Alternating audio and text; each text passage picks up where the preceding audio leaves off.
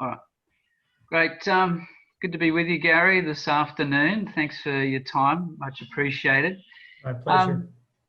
Yeah, Gary, I understand you work with Wycliffe Bible translators. Would you like to tell us a bit about yourself? Sure. You can tell by my accent, I'm a Russian-born Jew from Japan. Actually, I'm from the US, but I've done most of my training in Australia. And yet, my wife is Australian. My kids, they're actually dual citizens. I started coming here to do some training in 1980. I did my internship here in 1982 and have been back and forth ever since. I'm currently working in the Victoria State office for Wycliffe Bible Translators Australia and have the privilege of getting to help inform, inspire, and involve the Christian community in the incredible task of Bible translation.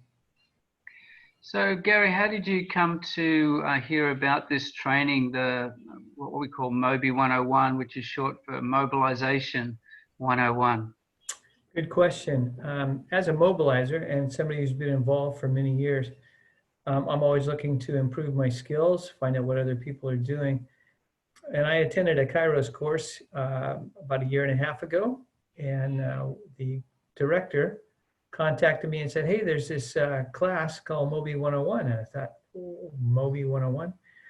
Sent me a little bit of a brief description, and I thought, that sounds pretty interesting. And if it's for helping people to mobilize other people for the kingdom, I thought, well, I'll check it out. And so I signed up, joined the class, and after the first few minutes, I was hooked and was very excited to be able to take the course. Terrific, Gary. For people that are not familiar with Mobi 101, Mobilisation 101, what sort of things can they expect to be presented with? You know, in the Christian life, and having grown up in the church and been involved as a youth pastor in years gone by, a lot of us think we understand the Bible. We know a little snippet here and a little bit over here. And then you start seeing God's bigger picture and you try to explain that to other people. And the thing I love about Mobi 101 was it was helping us remind us about what is the big picture. What is God's overall plan and purposes in the Bible? And how do we communicate that clearly and help other people see that as well too? I must confess, I went into a little skeptical thinking, I know all this stuff. I've been there, I've been involved with this stuff. But what I loved about it, it was clear, it was concise, it was practical, very applicable, and it was easy to pass on to others. I caught myself each time I did the class, my wife would say, well, tell me about it. Or even before she got a chance to ask, I would tell her about it. I also started telling my teammates here in the office about it as well too. And I've passed it on to others as well. So I find it a very practical course and something that anybody interested in missions and helping other people get involved in missions, I highly recommend it as something they should take. Thanks, Gary. You mentioned in one of our debriefings that you had known, or you've had colleagues who had a calling to mobilisation but struggled to really stay in the ministry.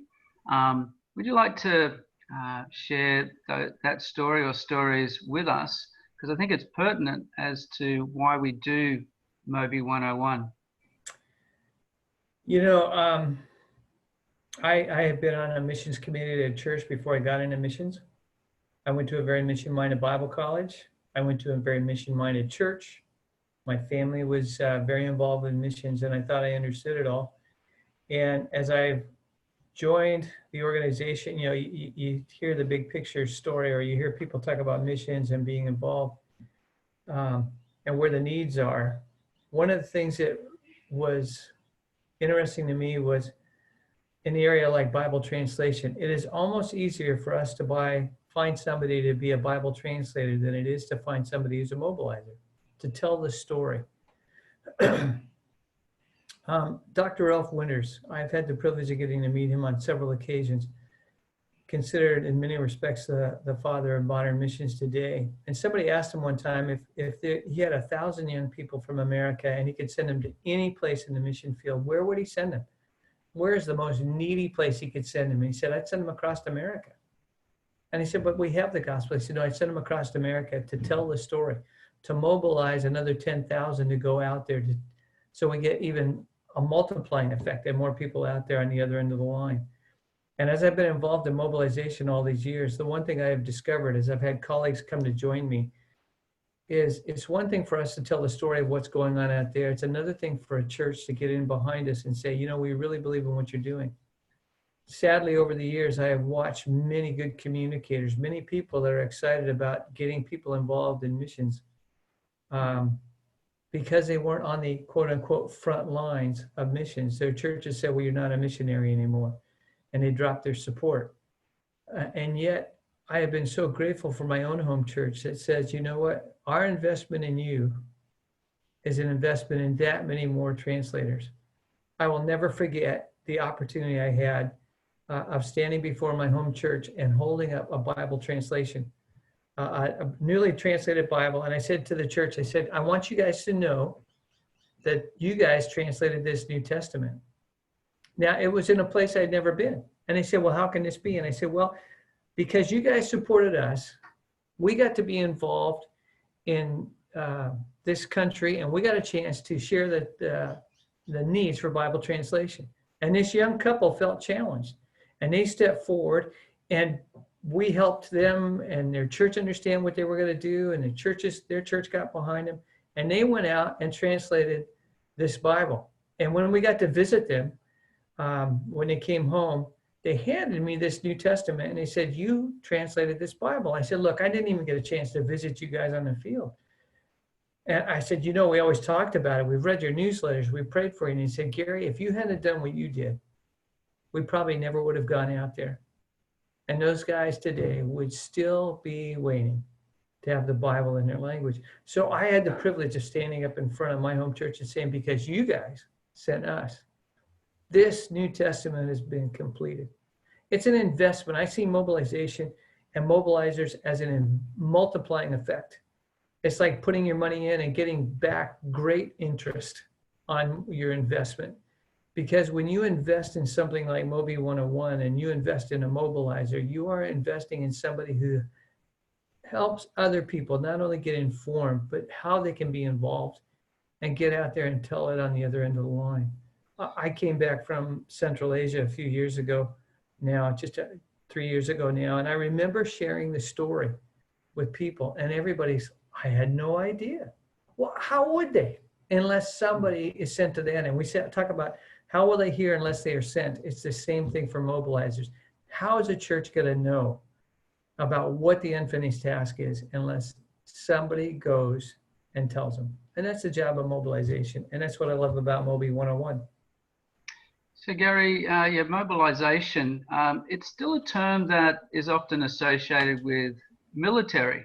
When a country goes to war, they're said to mobilise. So they gather their resources, human and otherwise, to direct it into a war effort. Now, we're using it here in missions, and for many people, that's a new application of the word. So taking what you've said, a mobiliser may be a missionary themselves in your case, but they may not be. They might just be somebody who is a communicator, as you've said, of the story, the great big Bible story. The Bible really being a story of God proclaiming his glory and seeing it proclaimed among all the nations. That's an excellent point. In fact, a classic example of that was a good friend of mine. His name was Ed Bulkley. And Ed came to Christ in an amazing way and had a real heart for missions. And he got called up in the war in World War II and ended up not going overseas. He got home assigned, and that was not a glamorous thing. But while he was home, he would share the gospel. He would go visit some of the wounded soldiers in the hospital. He would share the gospel with them. He'd give out New Testaments. And I remember Ed had a real passion for missions, and he met a young lady who was a wonderful Christian lady, and convinced her to marry him. And she said, "I do." And he says, "Now I want to go to the mission field." And she said, "I don't." Ed never got a chance to go to the mission field. He ended up as a carpenter, but he had such a passion for missions. I still remember as a little kid, I was in grade 4. He came and visited the little country church I was attending at that time. And he shared with us about missions. Here I am in this little rural country church, and he started talking about the big picture, and he gave us the story of the missionaries in South America, and he taught us memory verses that talked about the Bible. And later on, when I ended up going to the mission field, Ed started supporting me. It was incredible. He was so excited. He ran a missions class at church. And I can't tell you how many people got involved in missions because of Ed. When Ed died, I had the privilege of finally making it to his funeral. I have to this day never seen my home church as full as the day that Ed had his memorial service. As I got there 20 minutes early and got one of the last seats in the place, I looked around. They had chairs down the aisle. We were way over capacity. And I said, "Guys, we're going to be in trouble with a fire marshal." And he said, "Oh, he's sitting over there." I went around that auditorium, and there were at least 50 of us there that were in full-time ministry because Ed had touched us. And Ed had challenged us to get involved in missions. In fact, I found out at his funeral that when Ed died, that every year, the Internal Revenue Service, the tax office in the United States, audited him because they said nobody can give away that much money and still survive. He worked on just a common laborer's income, but he had 120 missionaries that he supported. And yet God took care of his needs. And to this day, he finally, after he retired, he got to go one time to the mission field. And he took one of the young men from church with him. That young man came back, and to make a long story short, he has had 35 years on the mission field and still going because of that guy named Ed Bulkley, who, when he finally got a chance, took him to the mission field with him and gave him the vision. So you're right, lay people are so key in mobilization. And Ed Bulkley is going to be got greeted in heaven by thousands and thousands of people because he invested in the kingdom as a mobilizer. Yes, we know that there's training for missionaries, there's training for pastors, but in Simply Mobilising, we've recognised that we don't really have training for mobilisers, people who don't go necessarily, but rouse the church, awaken the church to the big picture that they're part of, how they can find their part in his great story and in his great plan. And so, yeah, Mobi 101 is intended to fill that gap. It's obviously not everything. It's a relatively short training. But yeah, thanks, Gary. You're helping us to appreciate that this training, short as it was affirming for you. It put something, it renewed, it revitalized your commitment to this particular ministry. I wish more lay people would take a course like this. And you're right, we do train. I mean, for Bible translation, you can imagine you're handling the Word of God. You've got to be well trained. You need to know the Word of God. You need to know your linguistics and all that other stuff. If you're going to be a church planter, if you're going to be a doctor, everybody expects those guys to get trained. But how do we train people to share the story? And where do they get the information? How do they find these things? How do they learn? And so Mobi 101 is a great introductory course to begin to understand what God's doing, the big picture, and how you start sharing that with other people. So I'm really grateful for the course. It was a great refresher for me. I loved some of the simplicity, some of the things that maybe I have overcomplicated. It was just great to see it in a simple, straightforward form. And again, going back to the Bible, what does the Bible say about all of this, and seeing the patterns in Scripture about it as well too. Gary, thanks so much for taking the time to be with us this afternoon and sharing your experience of Mobilisation 101 or Mobi 101. And is there any final words that you wanted to say? You know, this is being filmed during the coronavirus lockdowns and all that other stuff, and people saying these are unprecedented times. And you know what? Having been involved in missions now for all these years, I honestly believe we are living in the most exciting days on the planet. Mm. Never before. I mean, when I was a kid, if you had told me, I grew up during the Iron Curtain and the Bamboo Curtain. And if you had told me that someday there would not only be missionaries to some of these places, but some of these places would actually be sending missionaries as well, I would have said, you are absolutely crazy. Mm. And sometimes I think the church today is like at the end of a footy match where it's a very lopsided score and you just know your team's going to lose. So you get up and you head to the parking lot early because you don't want to get stuck in traffic and okay, you lose.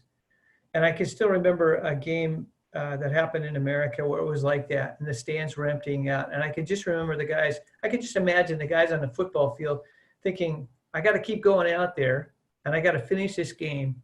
And all my cheerleaders have just walked out on me. Well, I can remember there was a game one time where it was like that. The score was extremely lopsided and even the television pulled away thinking why waste the time and we got to get on to the next program. In the last 2 minutes of the game, those guys came back on the field and completely turned it around and the game was won. And you know, we as Christians forget that we're on the winning team.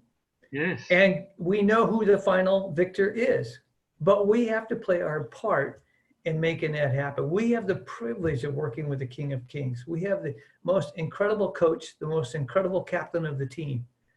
And he says, join the team. And he needs people in every position to make it happen. One of those positions is mobilizers. We need prayers, we need givers, we need senders, we need goers, we need everybody to play their part. And that to me is, we can see this happen. I would have never dreamed in my lifetime, but I honestly believe that even at my age, I'm praying that before God calls me home, I'll get to see that happen. Wow. If not me, my kids. That's fantastic, Gary. I felt inspired just having this chat with you this afternoon, and I'm reminded of an analogy. I don't know if it was Ralph Winter or who it was, but they said if you were a fireman and you had a bucket and there was a house on fire, would it make sense for you to start filling your bucket and throwing that water onto the fire? Or if there's 100 sleeping firemen right around you, wouldn't it make more sense to wake them up, get them to join you? And I thought that's a great picture of mobilizing.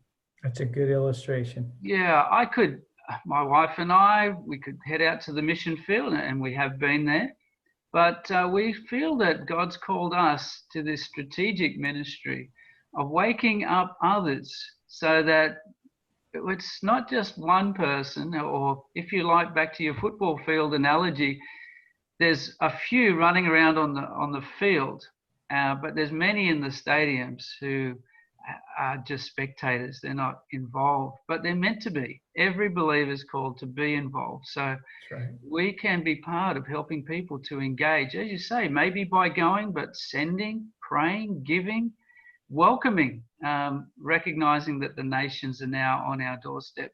Amen. So, yeah, mobilizing. It's a great ministry, and I think people watching this video, we trust, will begin to value and appreciate, affirm, recognize, and support those who are called into this ministry of mobilizing. Well, thank you for the privilege of getting to share. And as you can tell, my heart is there, and I'm excited about the opportunities today. And as long as God gives me breath, I want to be involved. And if I can get more people involved, that's even better.